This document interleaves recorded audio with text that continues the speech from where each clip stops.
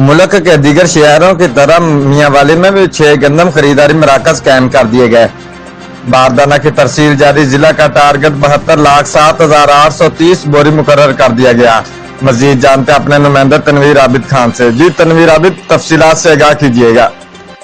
جی، ضلع میاں والی میں گندم خریداری کے لیے محکمہ خوراک نے کل 6 مراکز قائم کیے ہیں، جن میں تحصیل عیسیٰ خیل 1، تحصیل پپلا 1، جبکہ تحصیل میاں والی میں 4 مراکز ہیں۔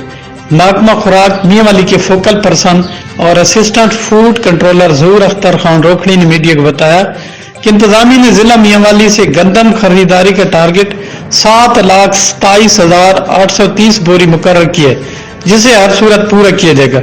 انہوں نے کہا کہ خریداری مراکز پر کورونا سے بچاؤ کے لیے ہینڈ واش، سینیٹائزر اور ماسک بھی مہیا کیے گئے، جبکہ پہلی بار حکومت نے باردانہ فراہمی کا طریقہ کار انتہائی آسان بنایا ہے، جس کی وجہ سے ہر کسان کو 7 سے 10 منٹ میں پروسیس مکمل کر کے باردانہ دے دیا جاتا ہے۔